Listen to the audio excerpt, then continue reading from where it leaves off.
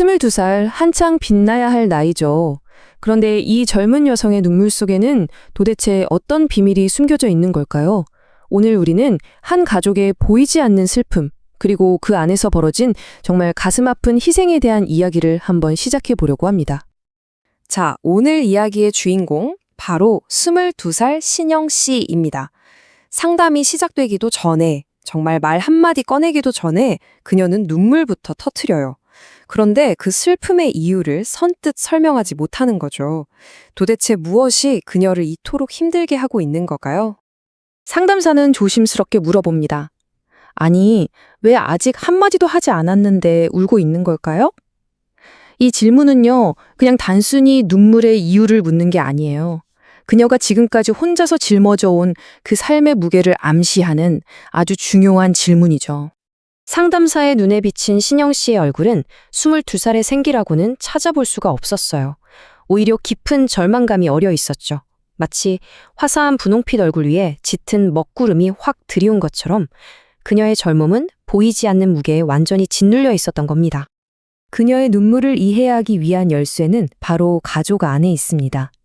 겉으로 보기엔 평범해 보일 수 있는 이 가족의 숨겨진 구조를 지금부터 함께 들여다보겠습니다. 자, 가족 구성을 한번 볼까요? 6식구. 언뜻 보면 평범해 보이죠. 하지만 이 가족의 내면에는요, 정말 상상을 초월하는 돌봄의 무게가 존재합니다. 특히 중증 발달 장애를 앓고 있는 두 남동생, 이 존재가 가족의 모든 것을 바꿔놓았습니다.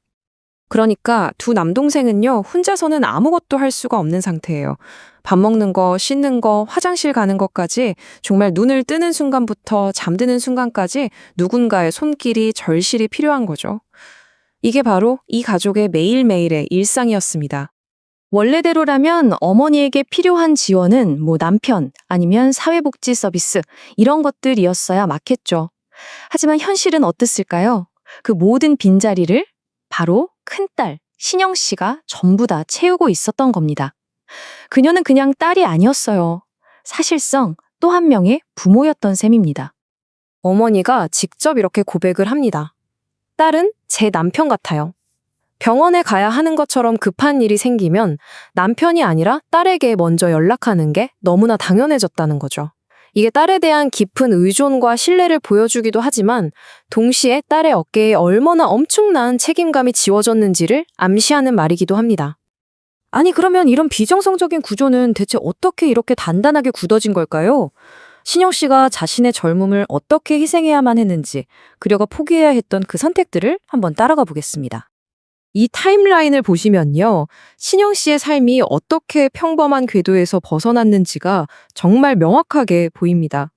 특히 어머니의 제안으로 시작됐다는 저 홈스쿨링, 저게 결정적이었어요.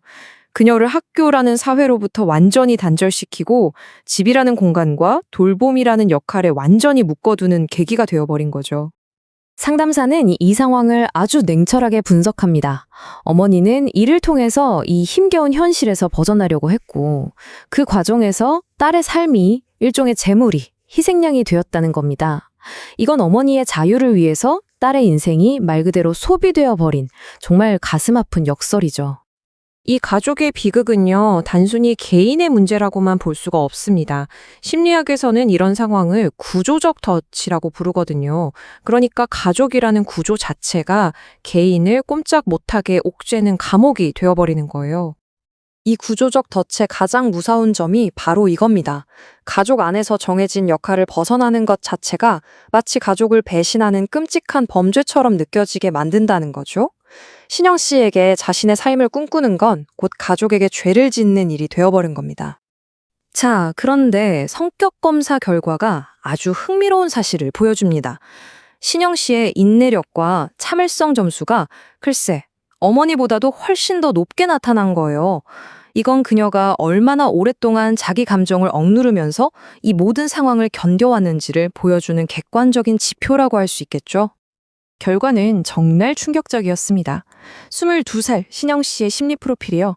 마치 수십 년의 세월을 더 살아낸 중년 여성의 그것과 똑같이 나온 겁니다. 그녀의 마음은 이미 자기 나이를 잃어버린 채 너무 일찍 늙어버린 거죠. 이 냉혹한 현실 앞에서 상담사는 이 가족의 균형을 어쩌면 송두리째 흔들 수도 있는, 하지만 반드시 필요한 단 한 가지 제안을 건넵니다. 제가 나가면 우리 집에는 무슨 일이 생길까요? 이게 바로 신영 씨의 절망, 가장 깊은 곳에서 울려 퍼지는 질문입니다. 자신의 자유가 곧 우리 가족의 붕괴를 의미할지도 모른다는 그 끔찍한 두려움 말이죠.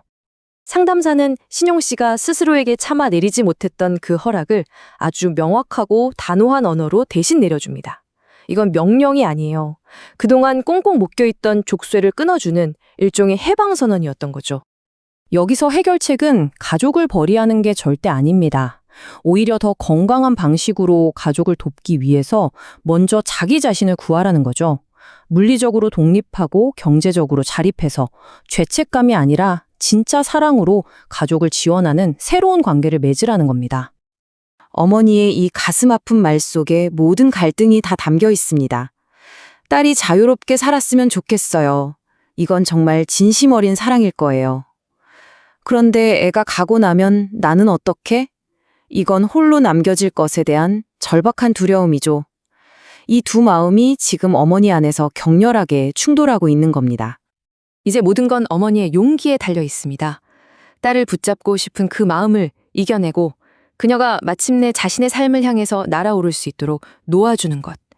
그것이야말로 어머니가 딸에게 줄 수 있는 가장 위대한 선물이를 테니까요. 결국 신영 씨의 이야기는 우리 모두에게 정말 묵직한 질문 하나를 던집니다. 가족을 향한 의무와 나 자신을 지키는 것, 이 둘 사이의 경계는 과연 어디일까요? 우리가 사랑이라는 이름 아래 어디까지 희생해야 하고 또 어디서부터 우리 자신을 되찾아야 하는 걸까요? 여러분의 경계선은 지금 어디에 있습니까?